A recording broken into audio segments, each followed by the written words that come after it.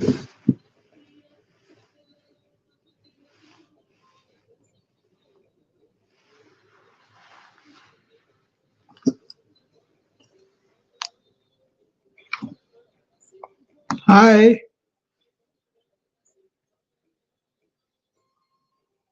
Hello, Praveen. How are you? Good evening.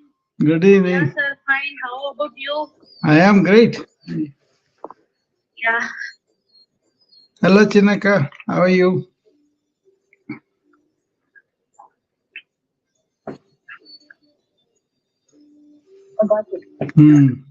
ఇక్కడ గందరగోళంగా ఉందిరా ఏ నిమిషం అన్నా కూడా పోవచ్చు. Yeah, wow. Is it heavy rain or something? ఏమో ఎందుకు నడుస్తా ఉంది.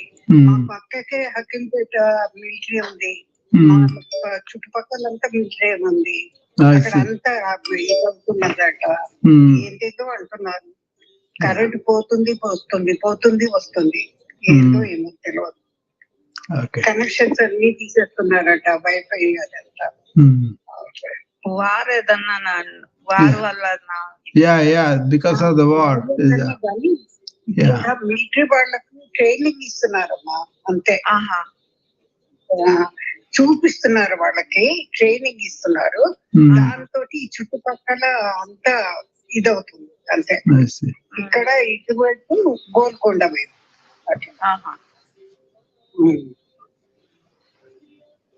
ఇది అంత కంటోన్మెంట్ కదా. Okay, welcome everybody to our morning session. This is, I kind of changed it to wellness oasis because a lot of people are not getting this kind of proactive measures that they could do for their health and wellness. And I was asking this question: how healthy are you right now? What do you have? Do you know where your numbers are, where your history is, what's going on with your body and mind? That kind of things really help people to understand where they're standing. Okay. So welcome to people on the other channels. And hi, Avi. Good morning, sir. Good morning. Yeah, this is a new thing I was doing for the last 3-4 days. Is about calling this as a wellness oasis. The question for all of us is, how healthy and well are we? Do we know what's going on with our physical health, mental health, society health, and all that? That kind of awareness is something that we want to visit. The other day, I think Sapna came, and then she talked about her joint pain, her feet pain, and also lots of things. Then I recommended to her what we call Abhyanga Snana. That is something recommended by Ayurveda, where you apply oil all over the body and then take a. But then how you apply depends upon the meridians. The meridians is a newer name, but the nadis, according to the energy channels, right? That's how they were doing it. So I read about this from Deepak Chopra's book. It's I think Whole Health or something like that. I don't remember the title, but that is from his book. And he was also a physician like me. He was an endocrinologist. He goes to India and he sees this Nadi Pravina. You see, in our allopathy, we have to do so many things so before we come to the diagnosis. And there he holds the pulse and diagnoses people's diseases. He was really amazed by it, and then he went into that. So I also came to know about the energy channels and all that through that. Okay, so that's what I'm saying. Instead of only one topic, if I can make it personalized, provided they are comfortable to, reveal it in the group. A lot of people may not be. That's okay. Then they can call me personally and then we can talk privately. But if it is something like a general thing that could be useful for everybody, That is the kind of thing I want to explore here. Okay. So, Avi, are you healthy and well now, this day? If you have something that you want to talk about, maybe good thing or, not going very well, something like that. So actually, I thought that I was doing okay health wise. Ah, I mean, uh, I have stopped working for some time, maybe okay. a year or so. I Ah, took a break okay. because my health was suffering. I was working, actually, I worked in healthcare only. I was Hmm. working for Apollo hospitals. Hmm. And my health was suffering, and it was a 6 day working week. It was getting quite hectic. Okay. So I took a break. Hmm. And then I worked on my health. I walked a lot, and then I reduced my weight also. Okay. Sugar was borderline, and some other things were there. Hmm. And but right now, I think still there is one problem which is there with me. Hmm. I am not sure how to solve it. Uh, I have got high uric acid, Okay. Okay. uh, Hmm. and I don't know how to solve it Yeah. because it's not that I mean at home I eat veg only, Ah. uh, and so I'm not sure what is the reason for that. Yeah. It But could I'm be. just It trying could to. be genetic too. Hyperuricemia. Some people have it, Okay. but then uh, you got to know how high it is. Is it a high going up, or is it something incidental finding? Something like. We usually get this incidental elevation in the chemistry, and then we pursue a lot of chemistries. There we discover much more. Uh, if you want to, send me the reports, couple of reports. Mm. I want to see the trend and all that, and then this is going to be kind of a little deeper. It could be from the diet that you are taking, or it could be from your metabolism. It could be from your, inherent tendency to produce hyperuric acid, or it could be something like a chemical that is there around you in the air or in the water. you know so we can investigate that, and then protect you from what's called hyperuricemia. That means uric acid is high, and that can go on, and then we can also tell you what is the appropriate exercise for you, and how that is going to help you. Send me the reports, then we will talk about it. But this is what it is. It could be you can have symptoms, then it is easy for us to know something is wrong. That's not what I'm talking about here. It's about like this, something a puzzling healthy thing with us. For example, some people have this persistent nausea and vomiting. They don't feel like eating in the morning, so then we look at the stomach, we look at his anxiety, lots of things like that, right? So a lot of people have the tendency to put away the warnings from the body and the mind, and also with the interactions relationship, right? They kind of put it away because they are involved in work. That is the wrong thing to do. That is my whole message is, don't have to be panicky, don't have to be like a, obsessive compulsive about it, but having a sensible approach daily. And then my approach is very simple: be natural. Be natural. Sleep with the sun and wake up with the sun. Eat when you're hungry. Sleep and rest when you're tired. Don't push it too much. You can go on a little bit, but neglecting for months and years beats what I see, because they think somebody else will have to take care of their health. A physician means that he has to take care of everything. But obviously, the structure is such that only when you come to him, he will help you. That is the way the structure is. That is the illness-oriented health systems. So they expect you to come to the health system, and then they are not responsible for your eating, for your not exercising, for your smoking, alcohol, all the things that the system encourages you to do to lose the health. then they want to come to system and fix it. Where system's responsibility is to fix you, you know.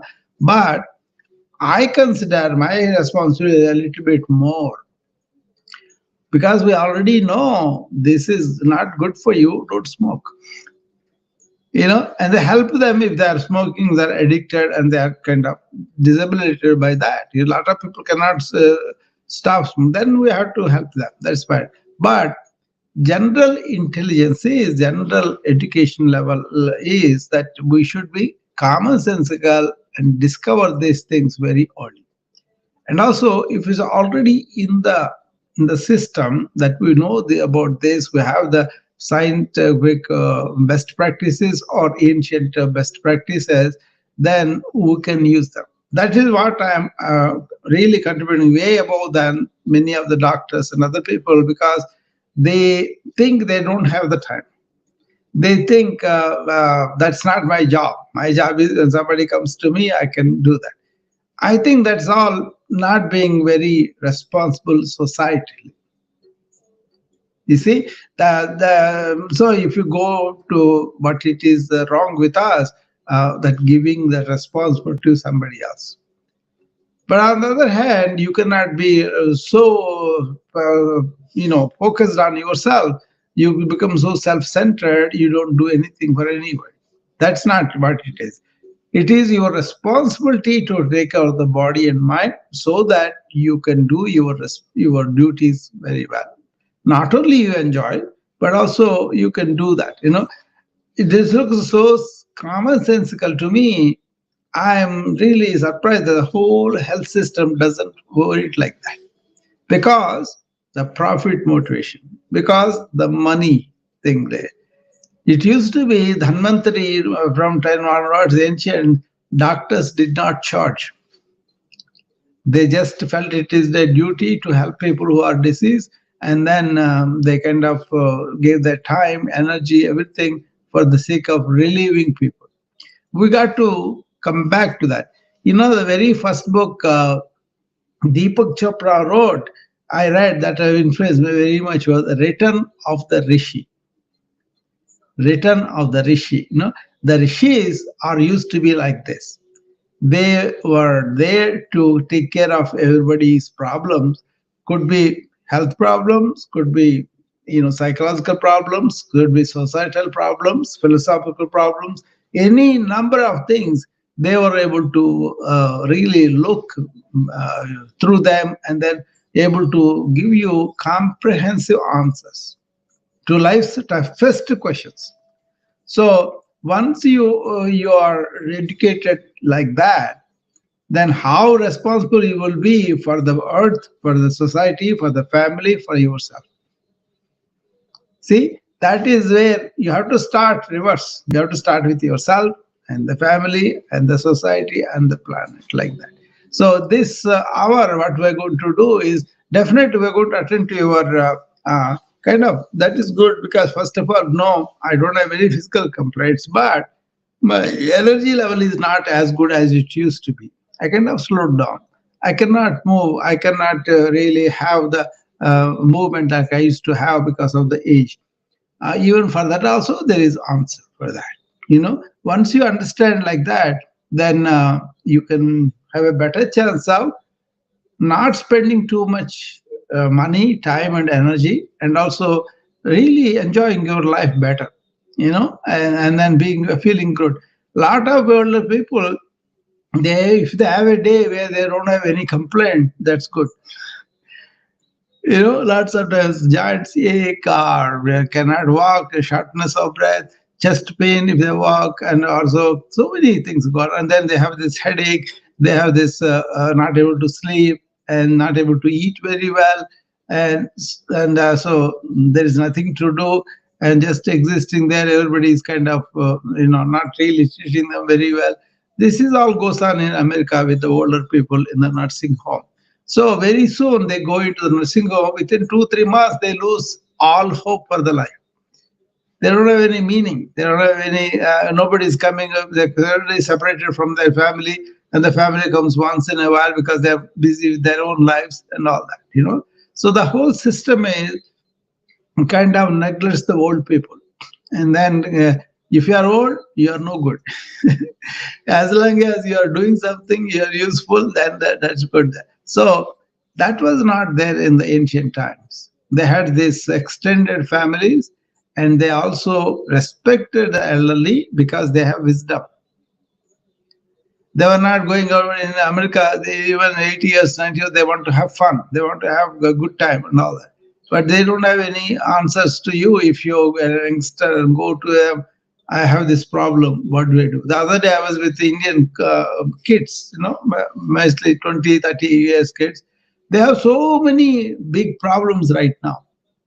They have relationship problems, and then they are getting married multiple times and divorcing multiple times, and also they have this problem of boyfriend girlfriend, both ways. And then they have the problems of making money, this too much technology in their life, so they don't have any connection with the nature. A lot of problems come out of that: information overload, overwhelm, brain fog, headaches, and all these things. So you're advanced technologically, but inward you are not as advanced as the ancients were. That is what I want you to, people to take.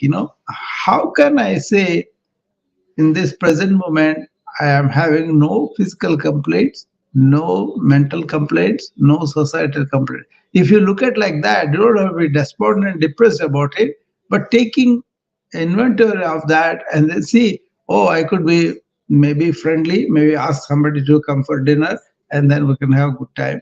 And then maybe I could teach something that I know freely for some kids. That way, the kids will get education. I feel good about it. That kind of thing.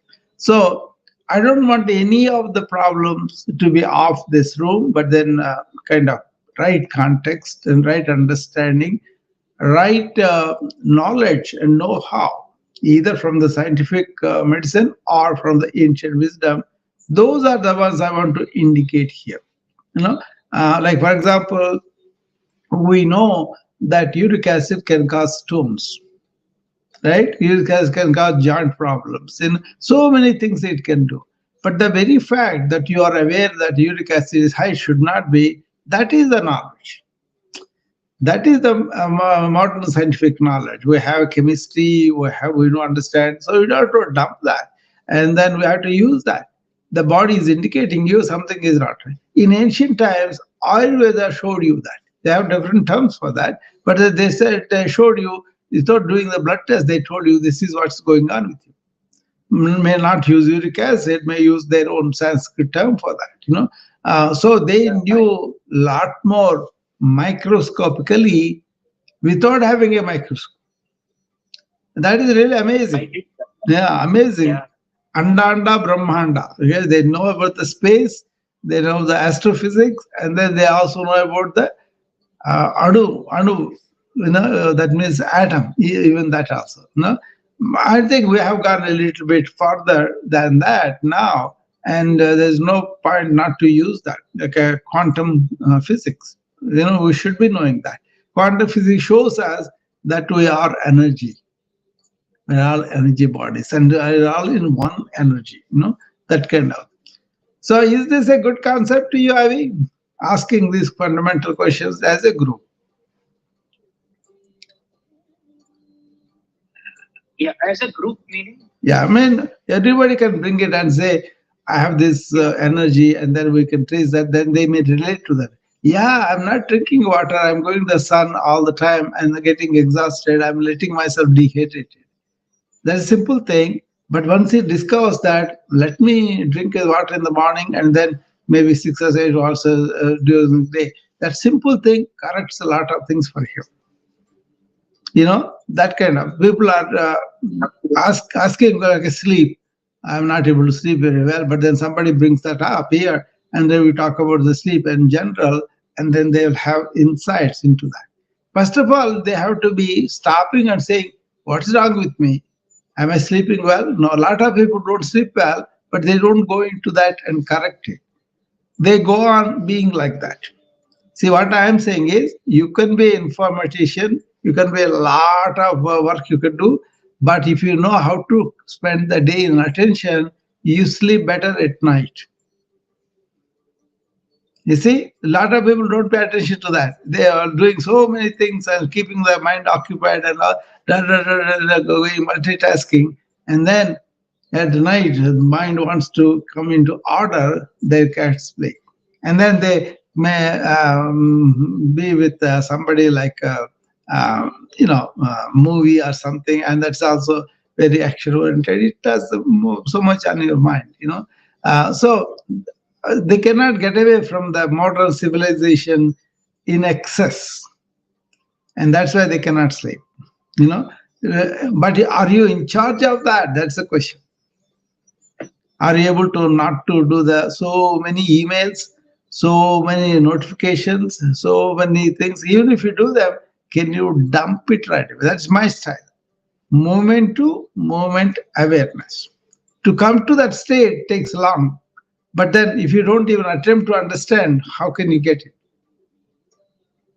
See, they have these computer science degrees, they have this programming and all that. They know how to do deeper and deeper into technology.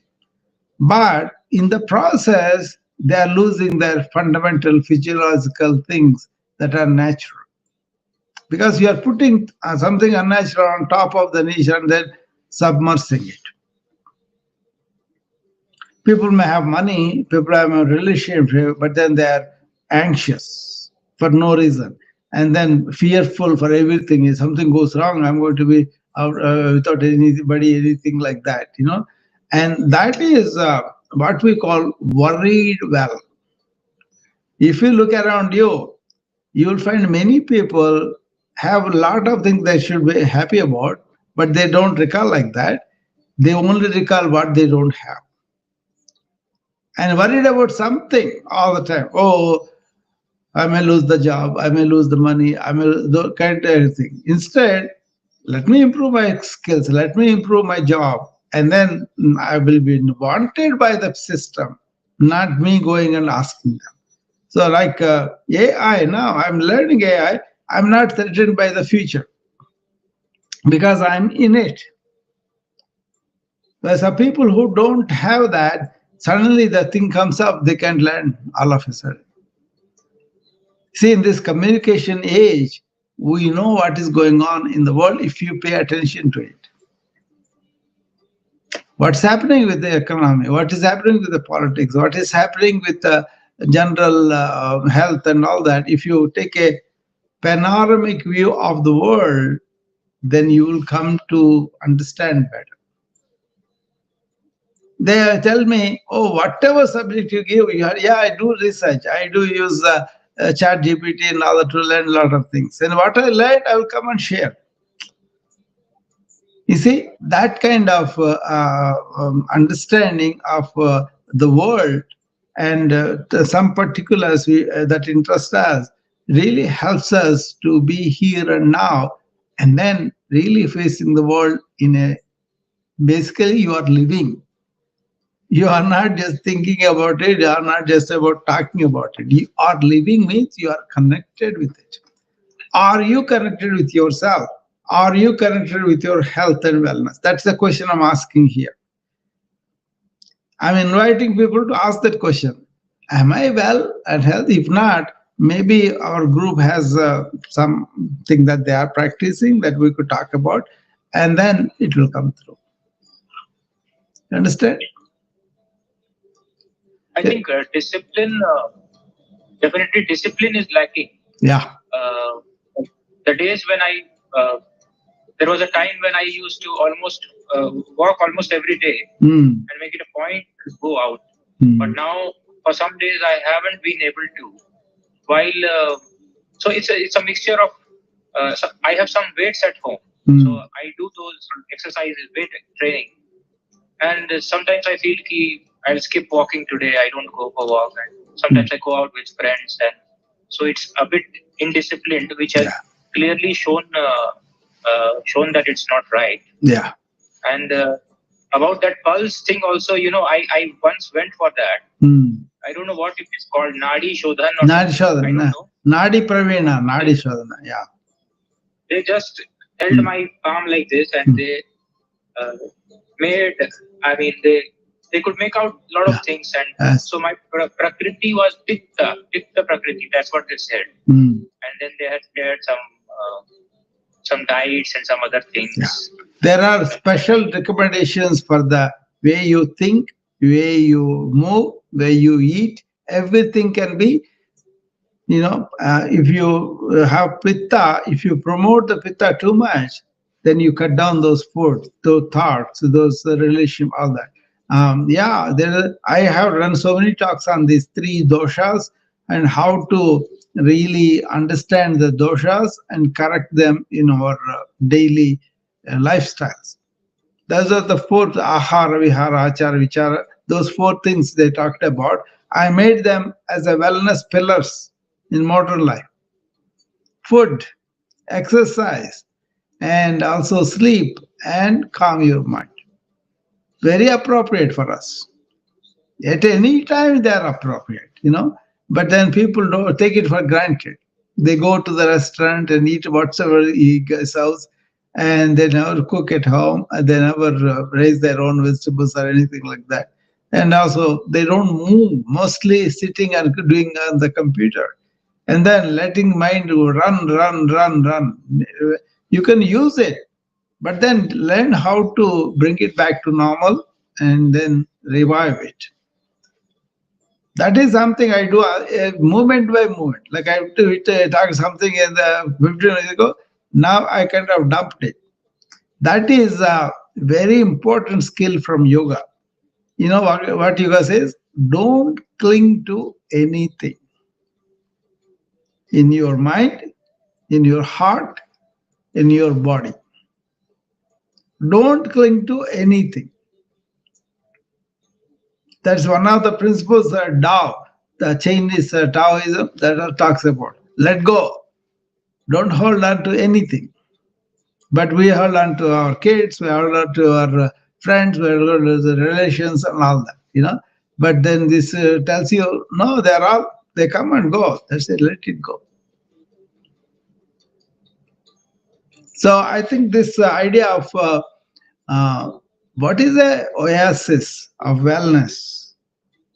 Something you cannot find anywhere, you find it here, but immediately your thirst for the knowledge will go down. And then you can take the knowledge and apply in your life and improve your life. That's it.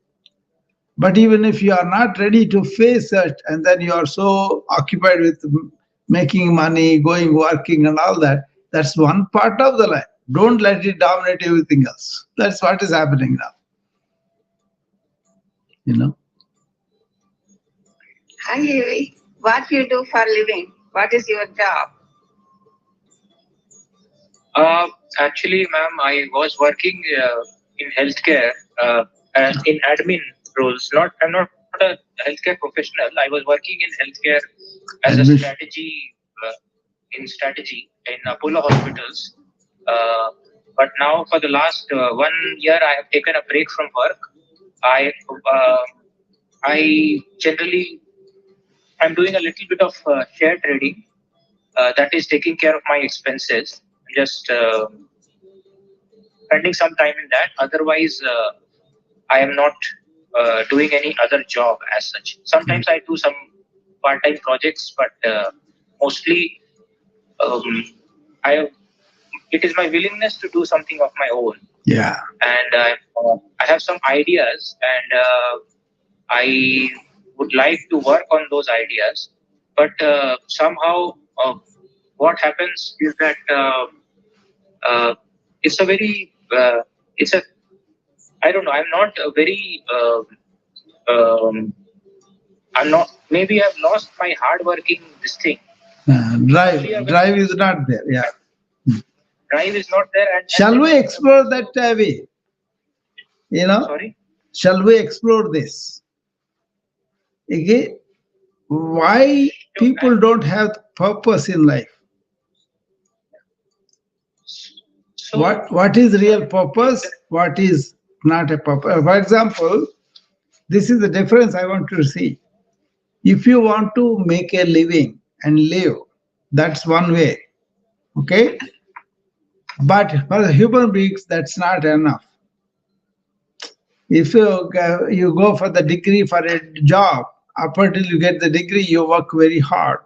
Once you get it, you want the job. Once you get the job, after a while, it kind of peters of what else is there.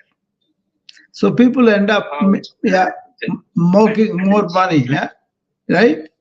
Making more money and more things and all that. And then they say they're not good enough. Okay? This is why, remember this, dharma, artha, kama, moksha. See, you have to make money for the family, paying for your expenses and all. That's fine. But then that has to be done in the right way. That is dharma. Dharma, artha has to be done by in a dharmic way. That is not hurting anybody, everybody useful. You have innocent desires like eating something good and all the pleasures that you have. That is the kama.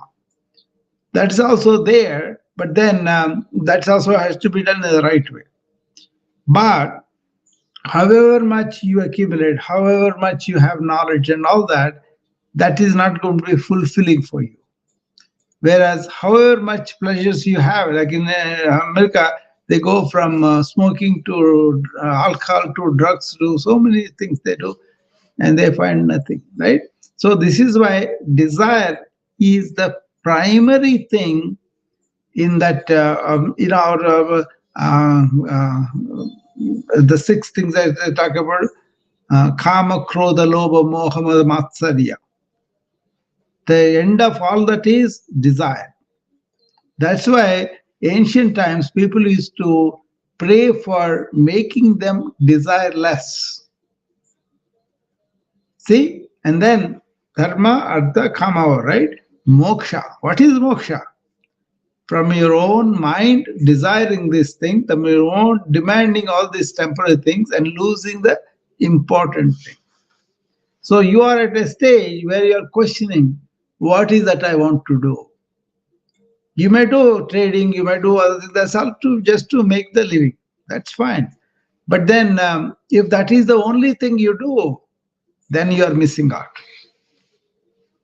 But first realize, what is my inner calling? What is my real purpose? Find that out and then pursue that. Maybe you want to administer the hospitals better. Maybe you want to learn about this wellness-oriented health systems and you want to contribute to that. I'm just, you don't have to do it. I'm just saying, and then, so instead of finding out what we are doing is not really doing what we want to achieve. We want to improve the lot of the patient, but we are not doing it because we are focused on making money on them. That's the problem everywhere, So once you understand your inner calling, it could be better administration. It could be, you could improve the lot of all the employees by improving the administration itself, right?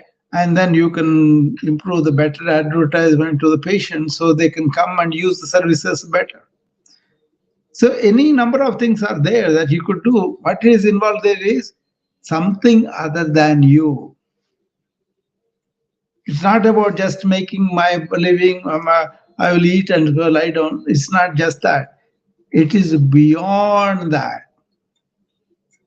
Having the purpose of identifying something greater than us gives meaning to life. See, like some people may say, oh my God, he talks about the world, he talks about changing everything and all that. But that is the calling that I had, and I realized it. So even the personal problems come, they don't mean that much to me because I'm always involved with somebody else's bigger problems, right? And then they do, but in the process, I wrote the books. If I do proper publication, they'll make money too. Yeah, I've done so many talks. If I allow them to, as webinars, people can learn and learn about yoga, learn about meditation, learn about breathing. So many things I'm teaching, right? So my important thing is people are missing out on what is to be a human being. That is the crux of the thing. Modern man always goes out to do stuff outside of himself. He will do those things, but he won't be satisfied. But the ancient found that secret where they were going inward and finding out who they are. That becomes only a word unless you do it. And then once you do discover that, you are so fulfilled, you are completely satisfied with what you find there. Sat Chit Anand, they called it. And that is a real entity that you kind of discover it, and then you hold on to it, and nothing touches your life. And then you can be a technocrat, you can be a doctor, you can be anything, you can do all those things. But they have a meaning why we are doing. You know how much energy it gives me, that kind of perspective. But this is not something I can tell you can get it. You got to go inward into yourself and find out. That is the difficult. It's not like a formula I can give it to somebody and then they do it. No, I can give the formula, but you have to do it. That means, what you sit down and say, what is my purpose in life? That's not a simple question. Several weeks, several months, you have to ask that. And then all those things come up which are not your answers. And finally, you discover what is your purpose. It's very simple. What is it that makes me very happy when I do this? Like, for example, a patient or somebody comes in front of me and asks me, sir, this is my problem. Can you help me? That is the most thing that gets me out of it. I'm so involved and doing it. And then sometimes my family members say, 2-3 hours you are talking. It doesn't seem like I'm talking that much time. Other people may think, oh, he's talking, he's so much suffering and all, but he doesn't.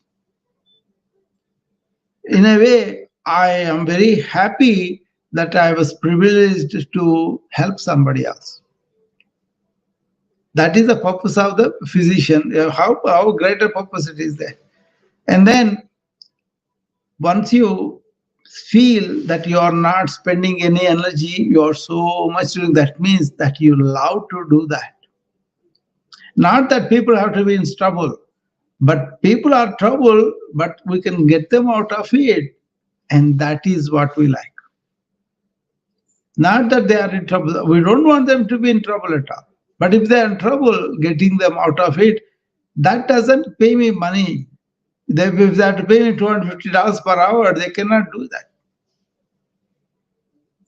You understand? And then how satisfied I am after everything is done. When they tell me, hey, doctor, I came here so heavy in my mind and heart. This happened to me so many times. Nobody knows about it because it's happened in my room. My patients come, they are really sad and depressed or anxious, whatever situation, physical condition, whatever condition it is.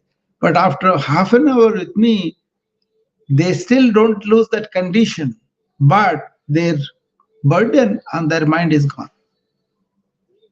They have clarity, they have a way to go forward, and they have a strength to face it. That is the beauty of the ancient wisdom. You know that I know your problem. You know that what I'm talking about commonsensical is not that immediate answer I'm giving. I'm showing a way out of it that you have to walk. And that clarity itself makes them feel, oh, I can handle this. Even the cancer people, even the heart attack people, so many people came to me and they were more, that's something unseen, but they feel it. How well I feel, even my sister and my wife and all, they have seen that. When the situations come, I talk and then they come out of it. That happens with patients in a much bigger problems. So what it is, whatever you do, you feel like you are enjoying it, loving it, you are not feeling the stress of it, and you feel really happy that you are doing something other than you are helping somebody else. This has got nothing to do with money. Actually, if you corrupt with money, it won't be there. And then you can also say, what are the worldly problems in a bigger way that are there, I'm not connected with them because I'm so selfishly thinking about myself. So I don't bother about like a Buddha. He talked about the world's problems, world's suffering. Somehow, when I read the Buddha at 8 years or 10 years, I landed in that world, world's problems, world suffering. How can I understand that? How can I get out of it? That's still going on. So I look at the existential problems, not just my problems, existential problems. And that's why the greater the problem, the people come, the greater involvement I have.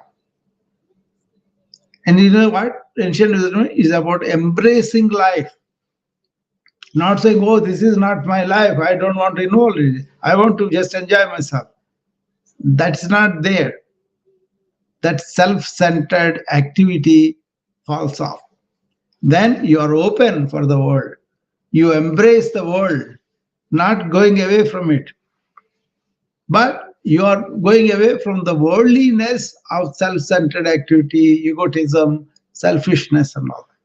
You find out, am I being selfish or am I being open? Whatever it is, don't say, oh, I shouldn't be like this. No, you find out and then you transform. So I'm giving you clues about how to discover your purpose. It's not defined. It is something within you, you discover. But basically, generally, ancients were always about everything else they're talking because they found something very valuable inside. And with that, they don't have to go out and do anything else. This is why called Atma Mokshardham. Realize your inner richness, then Jagat Hitayecha. Once you found your own cup full, then you go out and help the world. If you don't have the cup full, then first fill that up. That is about moksha. From your own mind, asking for things for yourself or your egoic thing. Is that clear, Avi, what I said? Yes, sir. This is a wonderful thing for you as a young man. If you do that, see, you have very well satisfied self for a long time. Actually, I had this discussion with my sister also, and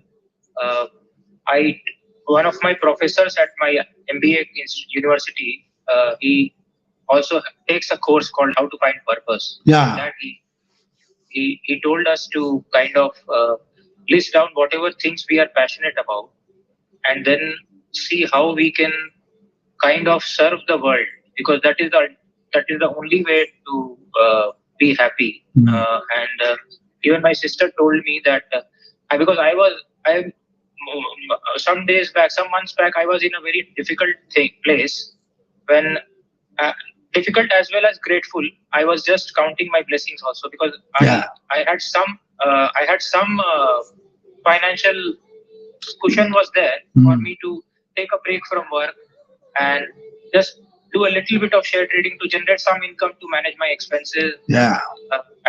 And I was telling my sister that I was exploring different things. I read Bhagavad Gita as it is.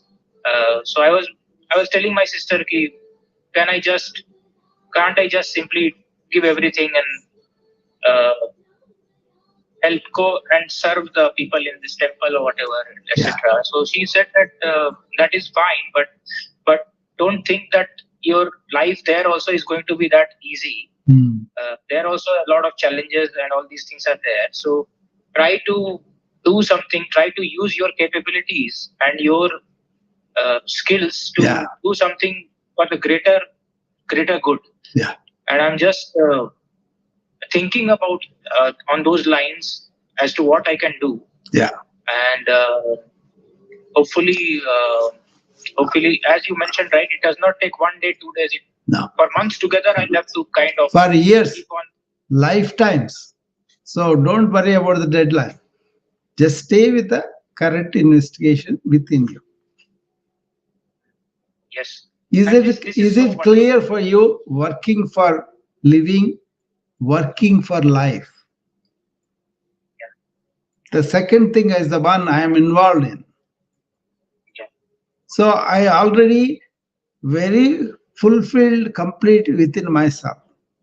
I may not be having the things, I may having the loans and all that. But that are all happening to me, but they will come out because my inner richness will come out. Do you guys feel it when I talk to you? That richness inside is not ego.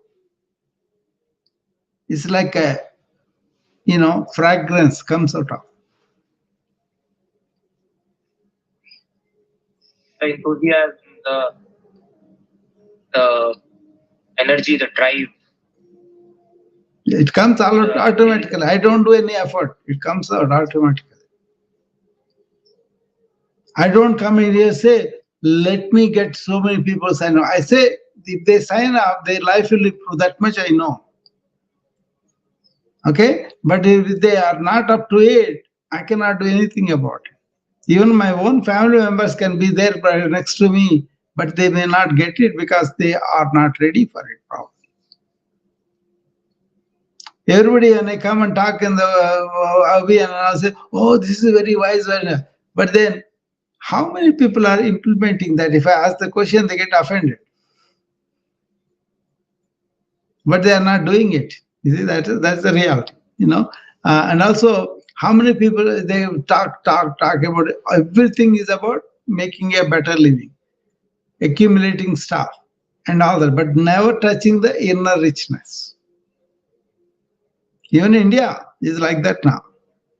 But Indian sages, rishis, they contribute to life so much.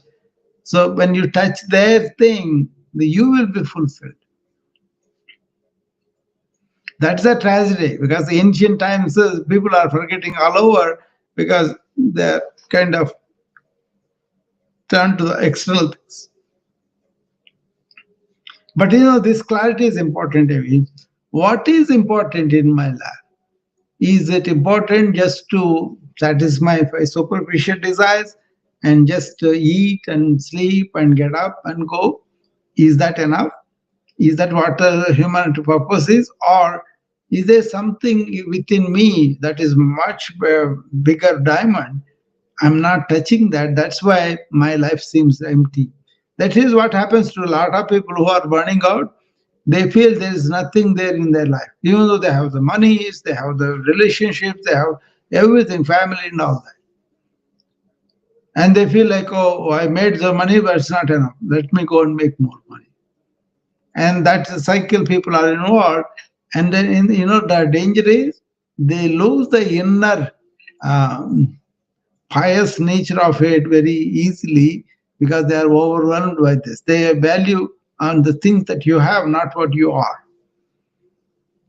The people who discovered that, they made it. They don't need anything else. The soul that meditates on the higher self is content to be in the self and nothing more needs to be achieved. That is from Bhagavad Gita, chapter 6, verse 8. Atmane Atmanam. If you discover your inner Atman and you settle down that itself is everything. Nothing need to be known, nothing need to be done, nothing need to be achieved after that. That is the Brahman. And so that means you are transcended your mind. That is the moksha. Moksha for your own mind. It may be bigger, but then main thing, remember this. Find out your true purpose, where doing that or living that, you have a lot of energy and you have effortlessness and you feel energized after that too. Then you found your real why you are here, what is the inner call, what you are doing and all that. That has so much meaning. Like, for example, you are a musician. You are playing music to the extent where you are very happy when you are doing this one, and then you are happy that you are singing out, but you don't look out for the audience either. You just do it because it's coming from within you. Then you have the purpose. You have the highest enjoyment that you could do. Suppose you are a mother, you are taking care of a child, and you're completely happy. You don't want anything from the child. You want to raise the child, you want to help the child, you want to do all that. But the thing is, you can do that role, but you have to come out of the role and find out who you are. Otherwise, the child will grow up and go. Then what are you going to do? That's why our people always talk about Brahma Vidya. Brahman Vidya. Lopala, the one who have inside is the awareness, is the Parabrahman. And once you discover that, that's why in my morning routine, at the end of it, I say, I'm not this body or mind. They are just my tools. I am this conscious being. That is the Brahman. That is the awareness that is all over there. And that never dies. That never gets born. So find out, what does your mind say? What is it beyond mind? Now you're going pretty deep.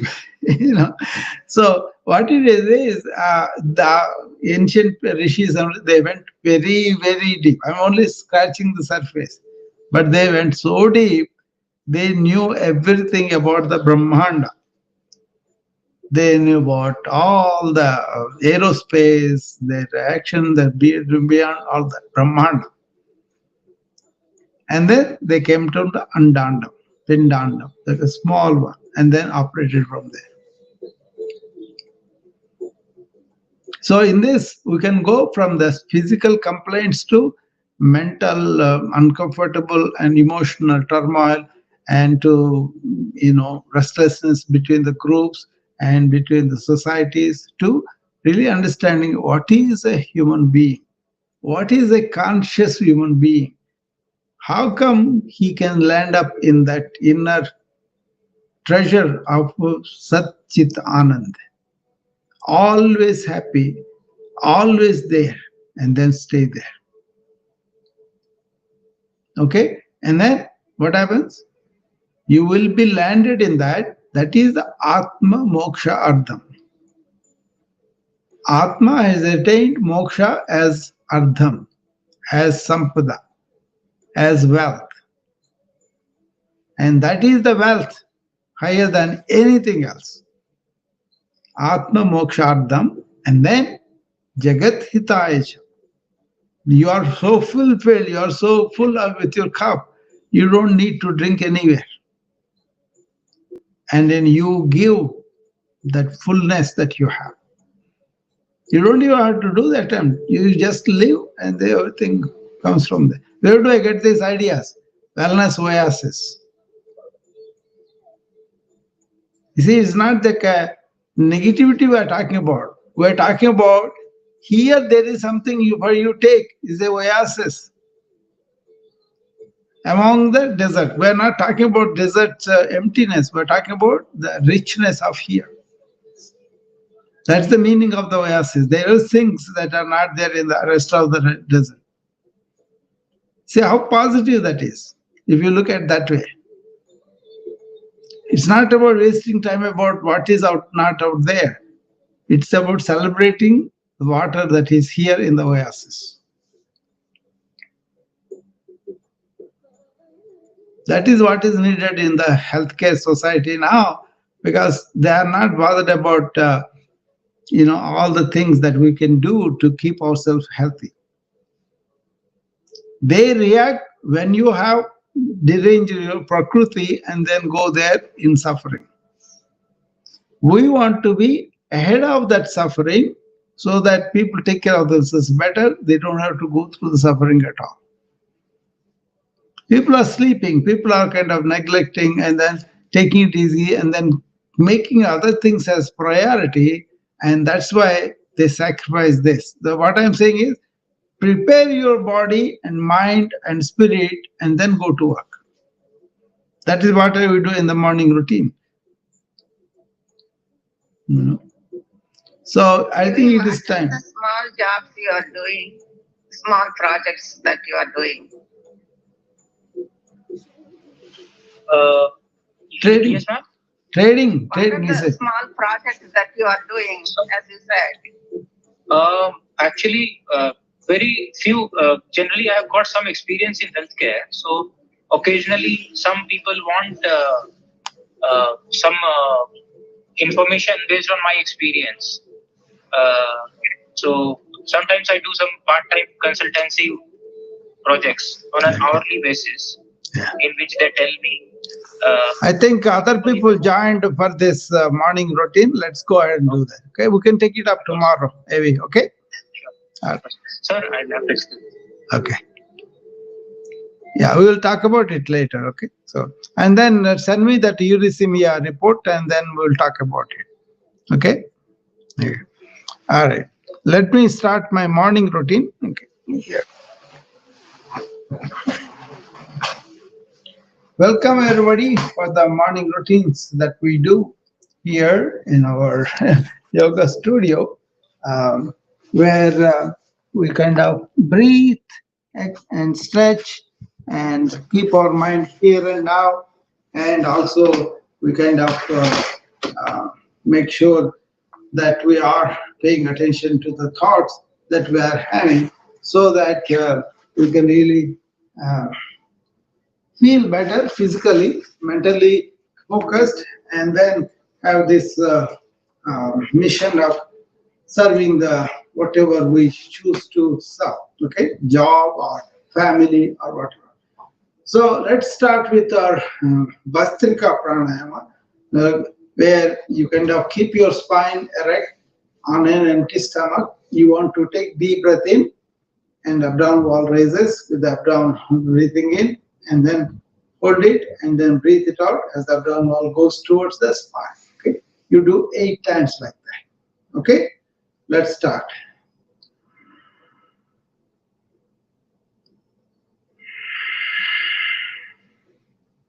One,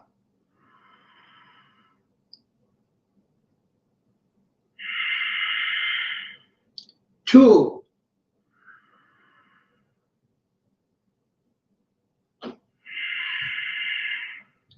three,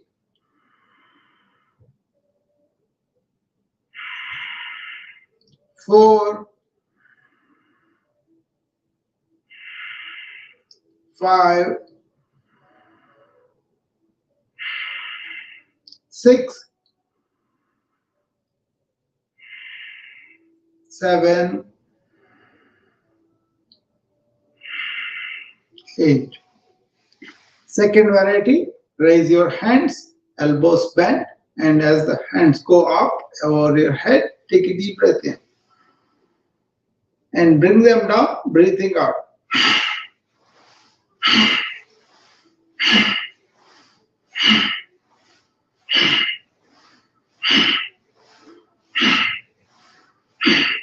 This you can do as many times as you want at workplace. Okay. And the third one is clasp both your hands and put them under the chin. And as the elbows raise to the side and above your shoulder, and your head falls back, as you take deep breath through the nose inside. On the top, open the mouth and whisper the word ah as you bring the hands down and breathe out. See, that is what I do. 1,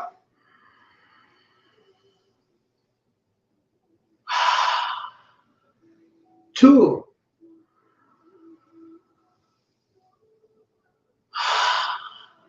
3,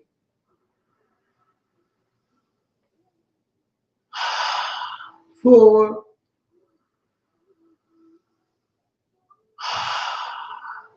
5,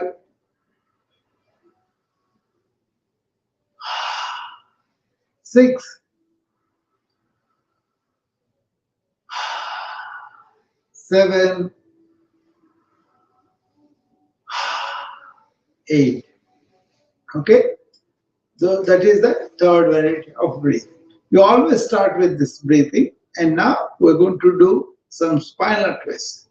Keep your feet slightly apart if you have balance problems, otherwise you can get it together and clasp hands together and press them to forward and to the part, and then take them up all the way and stretch the elbows to the top and twist the body to the left. Twist it. And now twist the head over the left shoulder to the back and hold there for 3 breaths.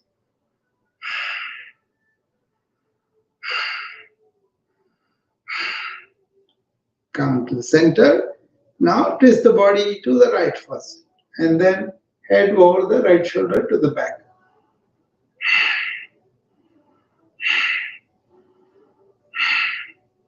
And come to the center and lean back. Hands, elbows, shoulders, head and neck go back. Come to the center and go down all the way. Okay? Bring the hands to the feet, bending forward at the lower lumbar spine. Let the head fall to the ground with gravity. Straighten the knees.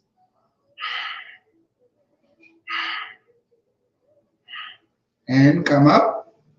And that is the first spinal stretch. Take the 3 deep breaths.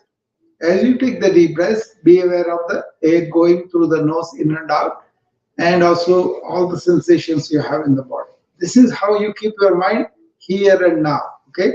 This is an exercise of awareness for this whole thing. You also not only keep your awareness here, but also really feel what's going on in your mind. And then any thoughts come, watch them. Don't get involved, don't suppress. Okay? So this is where we stretch, we breathe, we keep our mind here, and observe our thought. These 4 things we do through the exercise. And because we are deep breathing, we don't react that easily. That's why we'll be responding to our challenges, not reacting emotionally.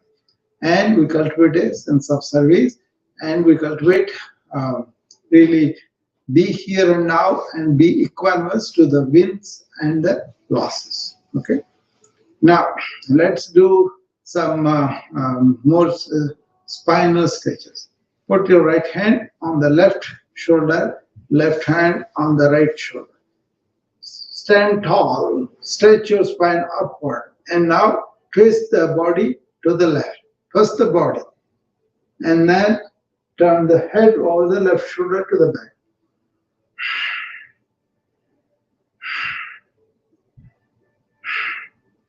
Come to the center, and now twist the body to the right. Always balance by doing both sides, and turn the head over the right shoulder to the back.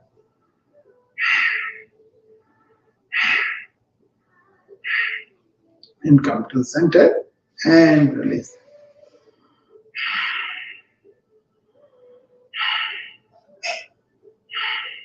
Now, keep your right hand on the left hip and left hand in the back to the right hip. And twist the body to the left. And turn the head over the left shoulder to the back.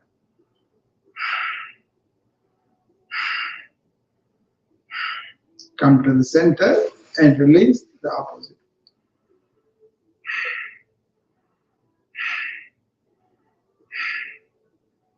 Come to the center and release. Okay?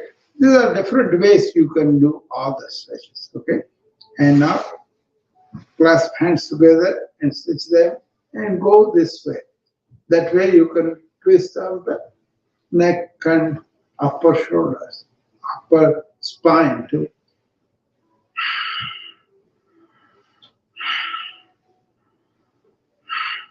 Take the hands up and do to the side, to the side. Few times. Now to the front and go up and to the back, to the front. 3 3 or 4 times.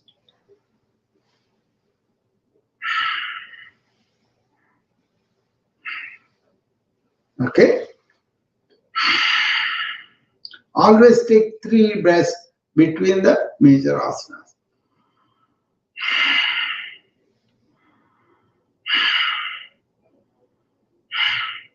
Okay. And now show me your hand. Left hand with the elbow extended, fingers up. Now hold on to the left fingers with the right hand and pull them towards you.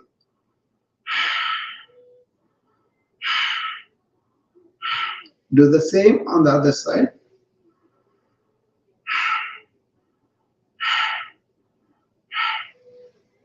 Keep the hand down with the fingers pointing down and then pull them towards you.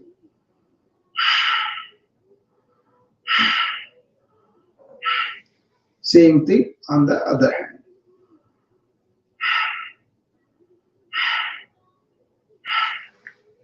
Hold on to the left elbow with your right hand and pull it towards the right shoulder.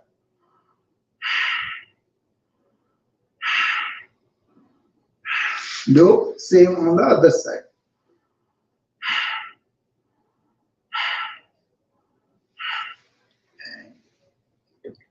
Okay, and now keep your left hand on the top of the left shoulder and pull up the left elbow with your right hand up.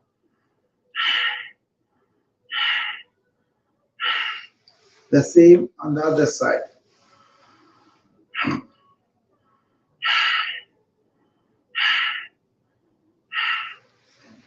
Okay. Clasp the hands behind your back and then bend forward as the hands go up.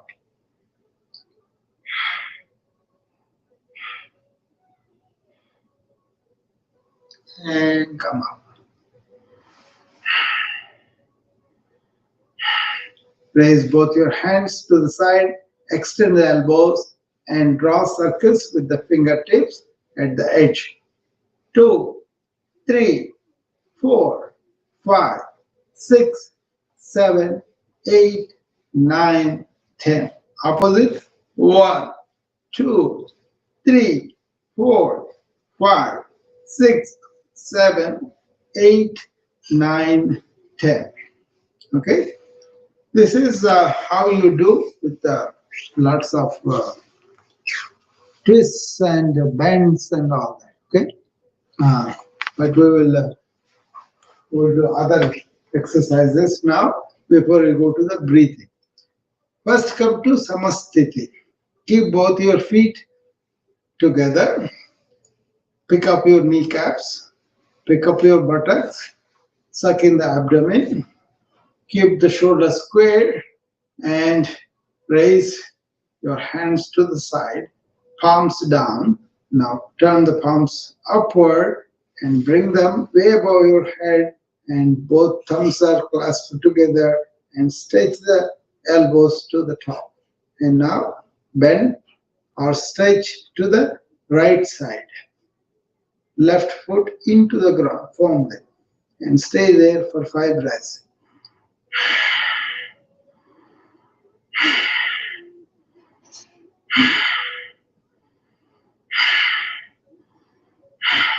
Come to the center, stretch to the ceiling and to the left side bend.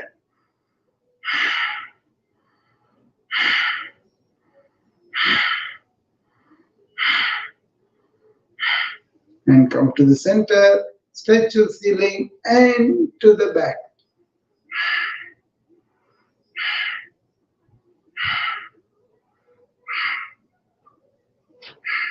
And come to the center and bend forward. Okay, bring the hands down first and then bend forward at the lower lumbar spine and take your supportive chair if you need to and go down as low as you can.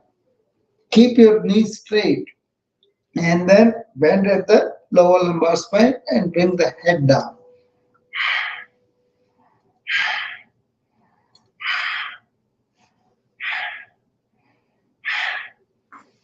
Come up 5 breaths and stay there. 3 deep breaths. Keep your mind here, following the breath on the nose and also what you feel in the body. Be with the present moment. Cultivate the present moment awareness and take it like a fragrance to the work.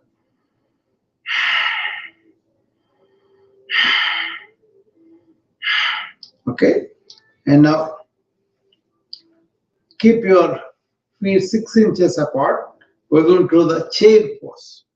3 different types of steps. Okay?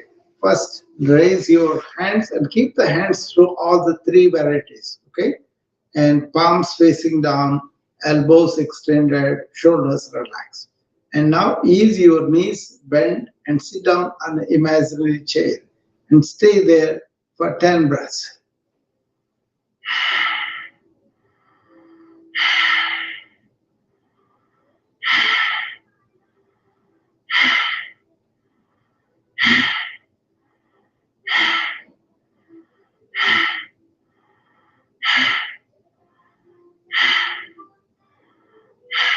Come up, don't lower your hands, and then raise on your toes by lifting your heels up. And then stay on the low toes and heels are up and bend the knees and come down. 5 breaths here.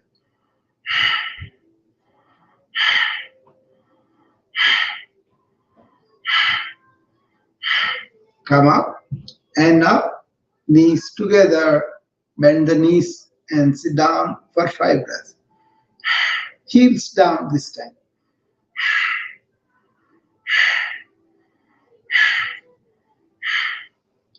And come up and now lower the hands.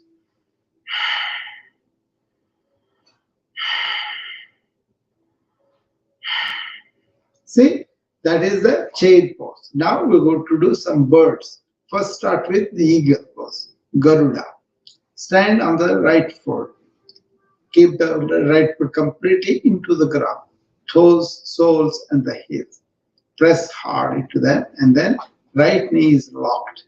And now bring the left foot raised and then next to the right foot and place it on the ground. Now bend the knees and sit on a chair, bending the right hand under the left hand.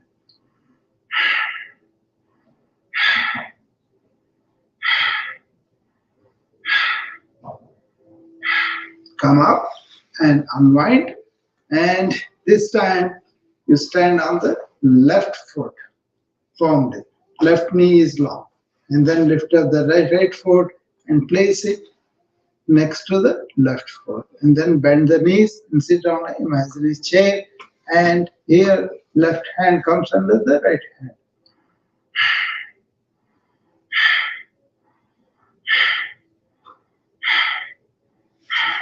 See, that is Garuda pose. And now going to do the bird pose,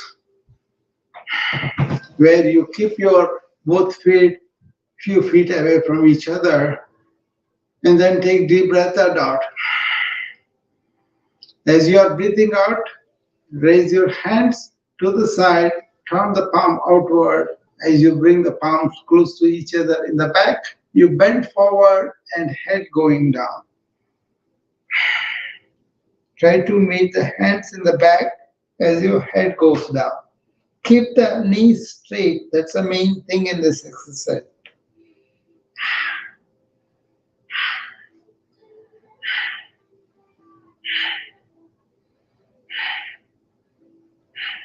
Five breaths and come back. Okay? This is the other bird pose we do.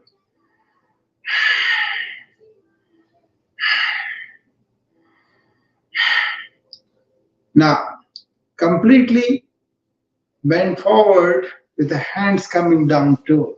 Now, what you do is you run your hands below the knees, keep the knees straight, and come down and hold on to as close to the ankle as possible with both hands and head coming down.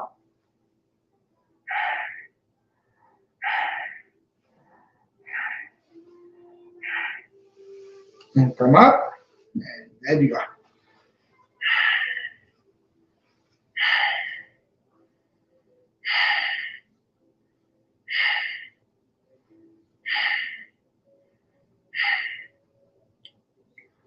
Okay, and now we're going to do something called Virasana or warrior pose.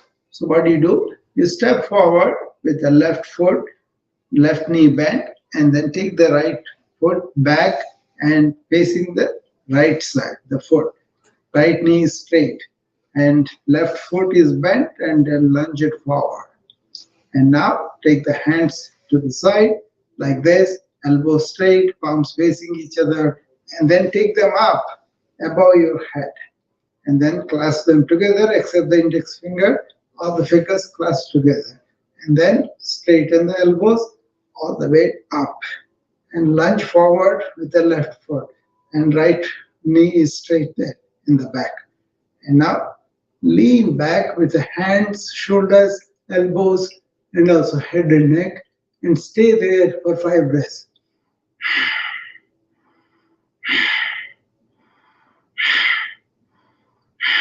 Release the hands. Left hand goes forward, straight, straightened at the elbow. Right goes to the back.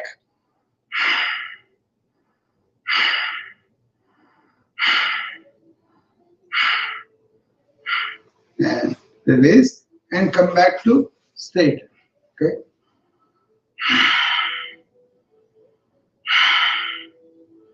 Now go back to the left foot goes back and right foot is forward, right knee is bent forward, lunge forward.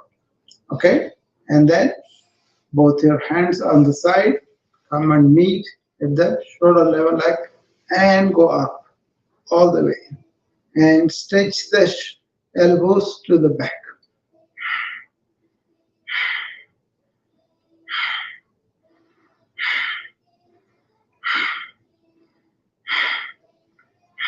And now release, and right comes to the front and left goes to the back.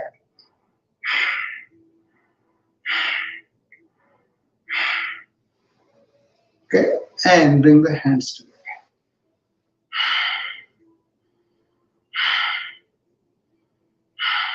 Now we're going to do the Trikonasana. For this, you take a wide step of both legs, going wide. And then turn the right foot to the right side and bend the right knee and lunge to the right side. The left knee is straight, left foot is facing forward. Raise both hands with the palms facing forward and elbow straight, and twist the body and bring the right hand in front of the right knee and the left hand touching the left ear.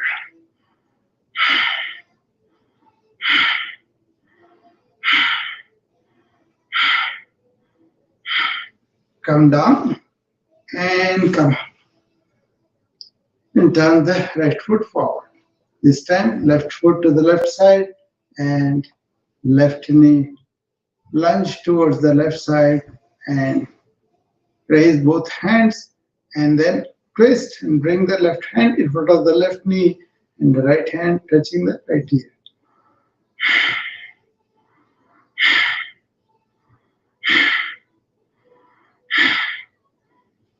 And release. Turn the right foot forward and come back to normal standing posture. That is where you are done with your yogasanas, okay, postures. And now we will do the breathing quickly and then we will be done, okay.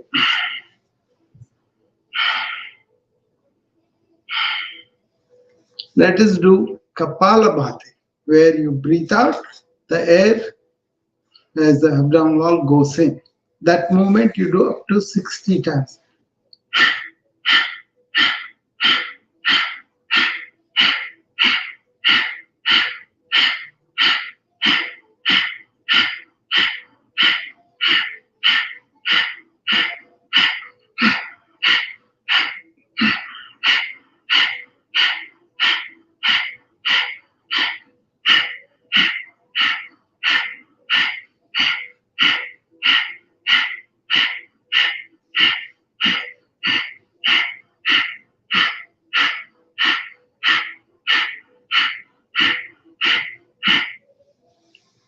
Okay, that is Kapalabhati, where you breathe out everything from the Kapala.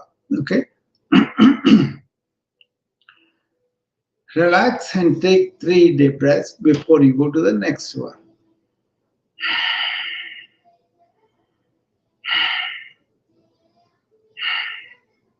Okay, and now Agni Sara.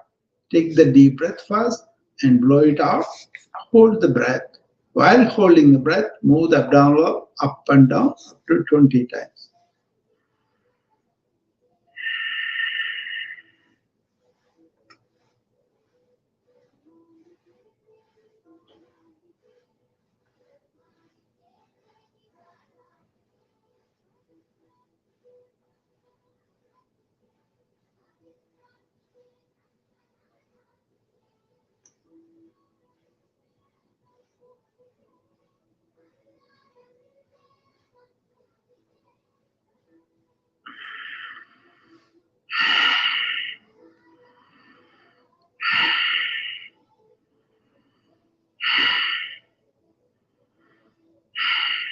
Three breaths to come back to normal.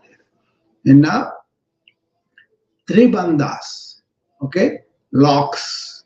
Hold the lower abdomen, one lock, upper abdomen, second lock, chin to the chest, third lock. Assume that posture, breathing out completely, holding for a few seconds.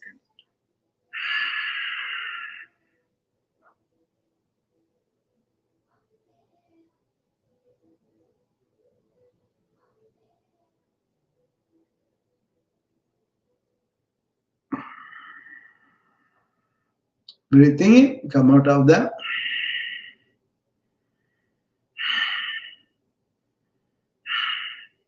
Okay, relax and come back to normal. Don't do yoga under distress. You should be comfortable. Sthira, Sukham, Asana. Stable, comfortable posture. Okay. Now, prepare your right hand with the index finger and middle finger in the base of this one. Okay, close the right with the thumb and take a deep breath through the left. Now close the left with the ring finger and release the right and breathe out. Now take the deep breath through the right, close that and release the left and breathe out. That is one cycle. That is alternate nostril breath.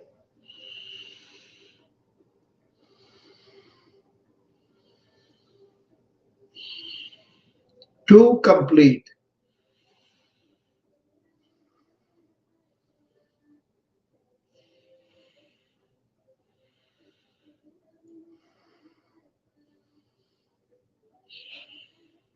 Three complete.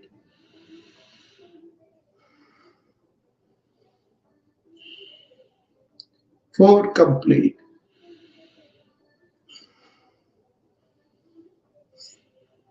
Five complete. Okay.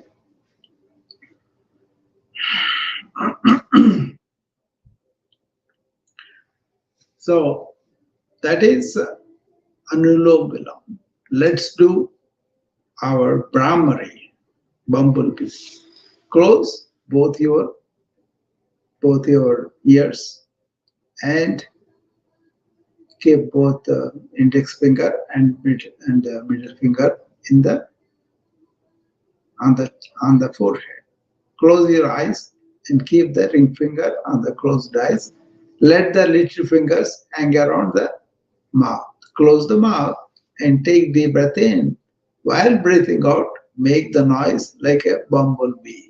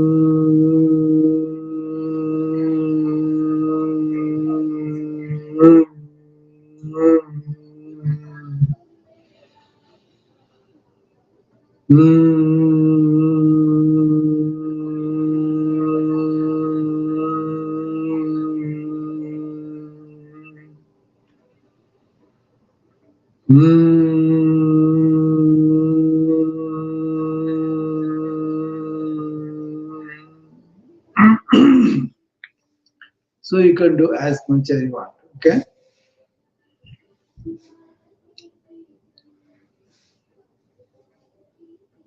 Okay.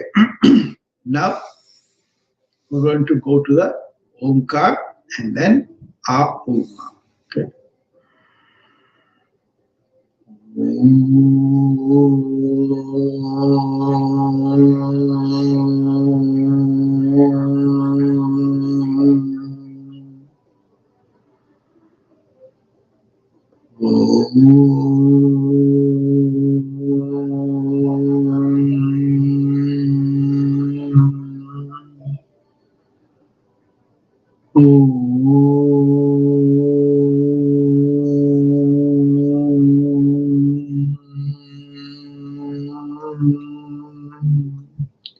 Now we do Ahuma.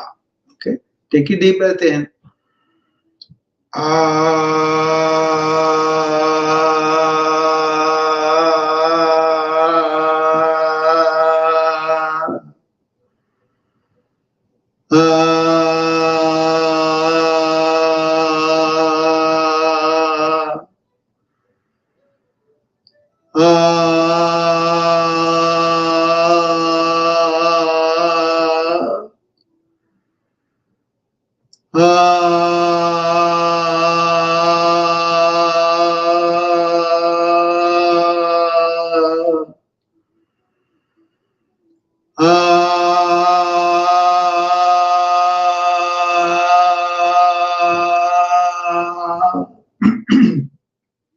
Now, ooh.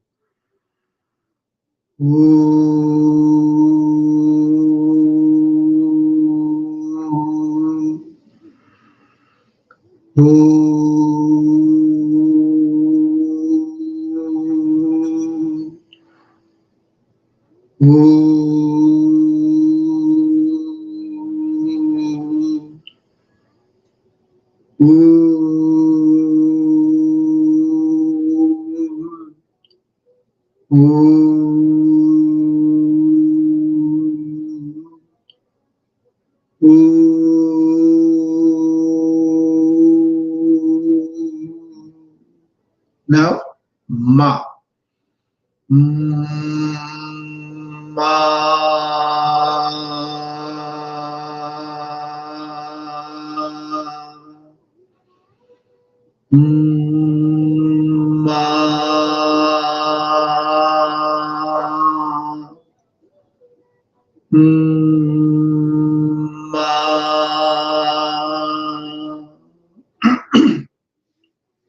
Okay, let's go to the final step, Shambhavi Mudra. Bring your hands in Jnana Mudra and put them down. Tilt your head back, close your eyes, keep the gaze in the middle of the forehead, and take deep breaths in and out. Say, I'm not this body and mind when you breathe out, and say, I am the conscious being when you breathe in. Koham, Soham, Deham, Naham. I am this conscious being. I am not just this body or mind. Koham, Soham, Deham, Naham. I am this conscious being. I am not just this body or mind. Koham, Soham, Deham, Naham. I am this conscious being. I am not just this body or mind. Koham, Soham, Deham, Naham. I am the conscious being. I am not just this body or mind. Koham, Soham, Deham, Naham. I am the conscious being. I'm not just this body or mind. With that, we are done for today, and I'll see you again tomorrow. Thank you. Bye bye.